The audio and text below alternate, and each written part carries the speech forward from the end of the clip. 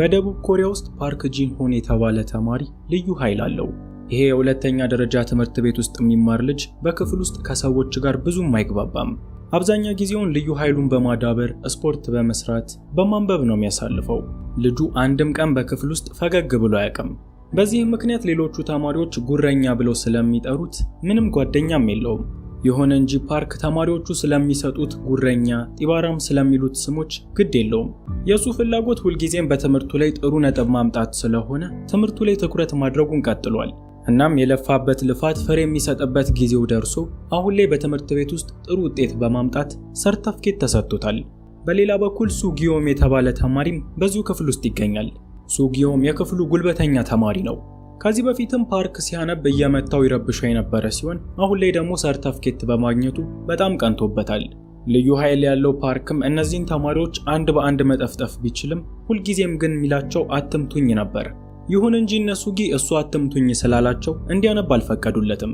ከዚህም በላይ የተሻለ ውጤት እንዲያመጣ ስለማይፈልጉ በቻሉት አቅም ሁሉ እሱን ይረብሹት ነበር።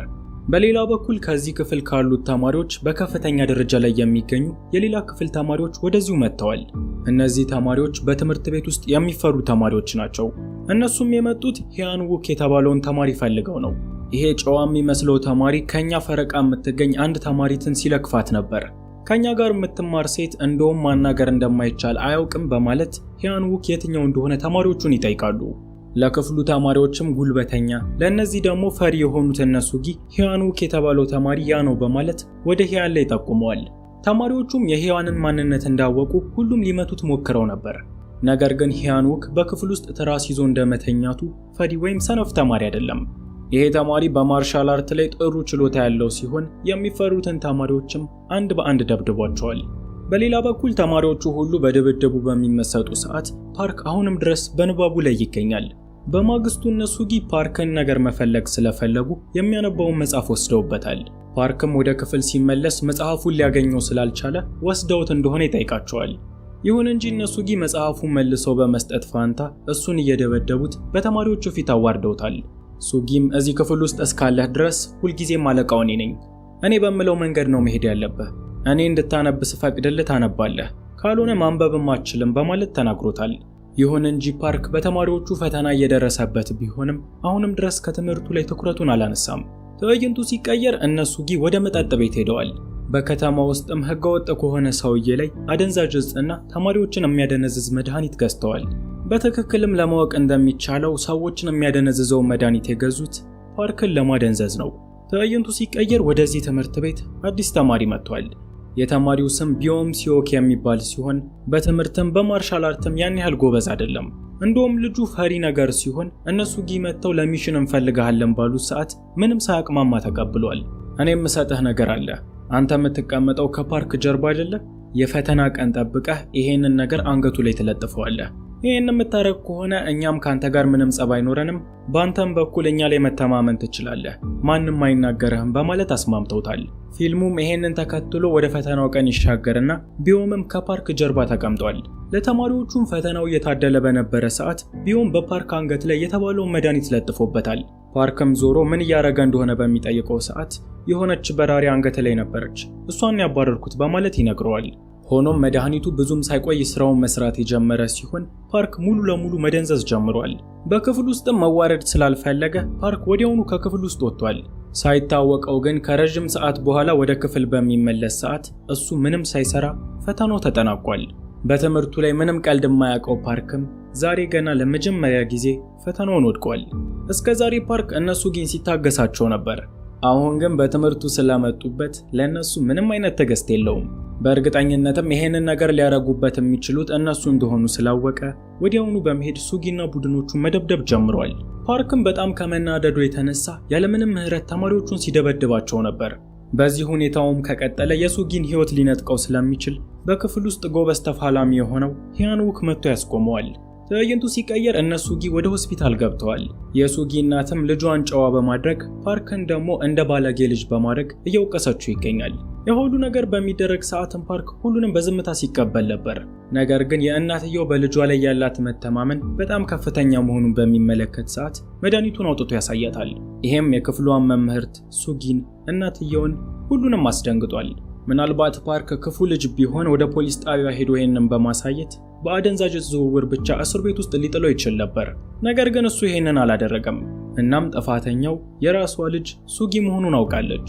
በማግስቱ ፓርክ ወደ ትምህርት ቤት በሚመጣ ሰዓት የክፍሉ ተማሪዎች እንደ ጀግና ተቀብለውታል። በክፍሉ ውስጥም ከሱጊ ጋር ሆነው አለን የሚሉት ተማሪዎች ሳይቀር አሁን ላይ ለሱ ክብር ማሳየት ጀምረዋል። በሌላ በኩል ቢዮም ደግሞ መድኃኒቱን በአንገቱ ላይ ያደረገበት እሱ ስለሆነ ፓርክን ይቅርታ ጠይቆታል። ፓርክም ይቅር ብያለሁ ይቅርም አላልኩህም ሳይለው በጸጥታ ከቦታው ላይ ለቆ ሄዷል።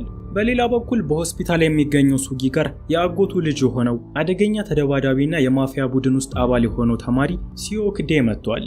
ሲዮክም የአጎቱን ልጅ እንደዚህ ያደረገውን ሰው መበቀል ይፈልጋል።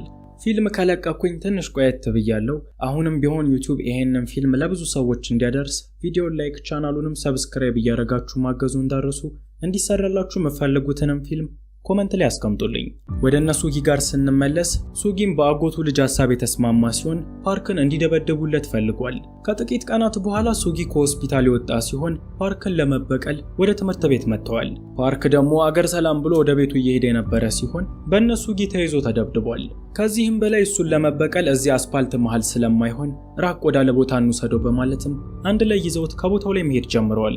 በሌላ በኩል ቢዮም ሲዮክ ደግሞ የሚሆነውን ሁሉ ተመልክቷል።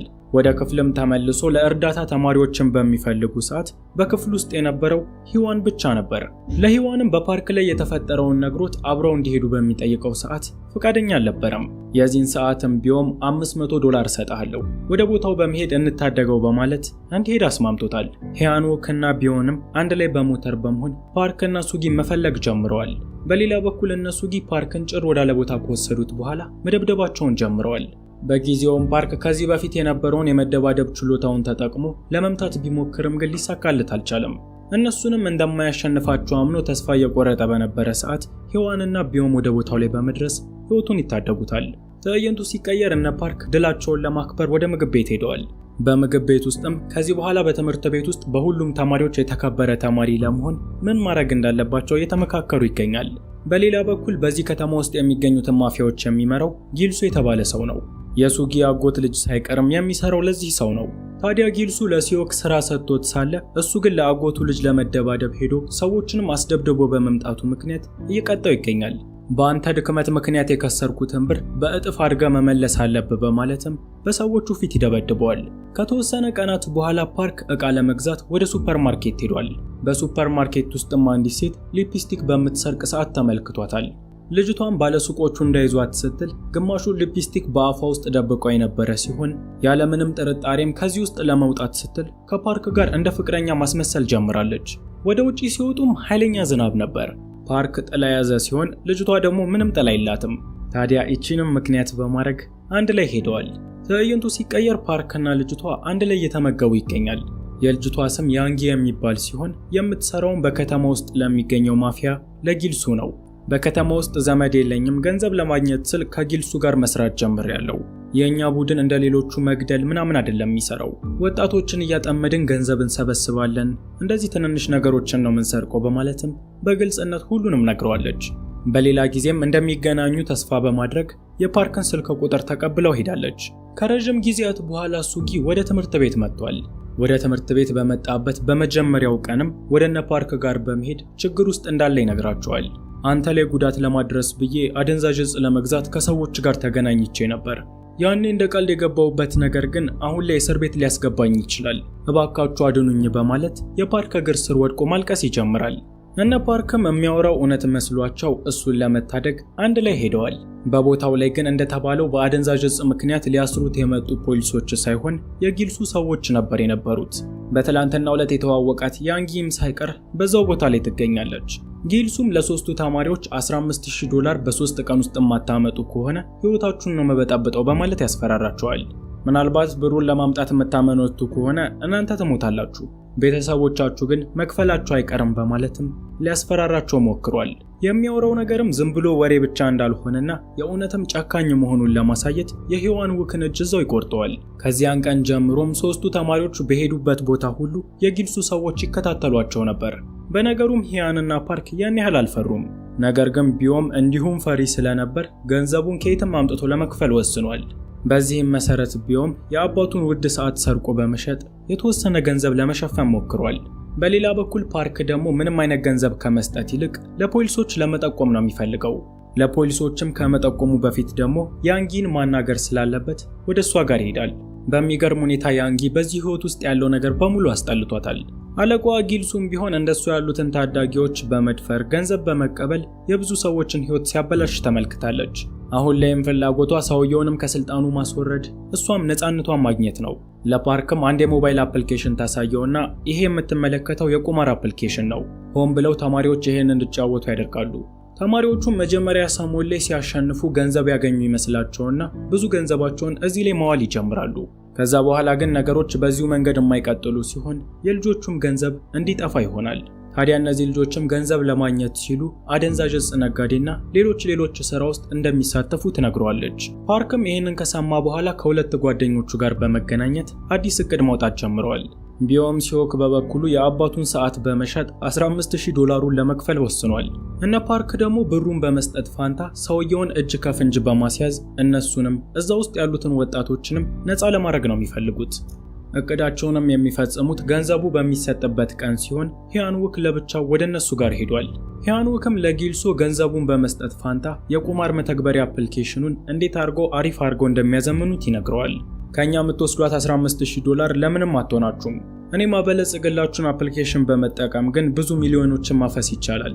ብቻ ይሄንን እንዳደርግ ፍቃዱልኝ በማለት ከነሱ ጋር አንድ ላይ መሄድ ጀምሯል። ጊልሱም የሁሉ ነገር በሚፈጠር ሰዓት ምንም ጥርጣሬ አልተሰማውም። በሌላ በኩል ቢዮም ደግሞ ልጁን ለብቻው መውሰዳቸው በጣም አጠራጥሮታል። ፓርክ ደግሞ በሂያን ላይ ተማመንበታለሁ እዚሁን ጠብቀው ቢለውም ሊሰማው ስላልቻለ ለብቻው ተከትሎት ሄዷል። ወደ ጊልሱ ጋር ስንመለስ አንድ ላይ ወደ እነሱ ቤት የገቡ ሲሆን ያለበትን አድራሻ በስማርት ዋች አማካኝነት ለጓደኞቹ ይልካል። በሚያሳዝን ሁኔታ ግን እስካሁን እምነቱን ጥሎበት የነበረው ጊልሱ አሁን ላይ እነሱን ለመሰለል የመጣ ሰው እንደሆነ ደርሶበታል። የዛኑ ሰዓትም ሂያንውክን መደብደብ ጀምረዋል።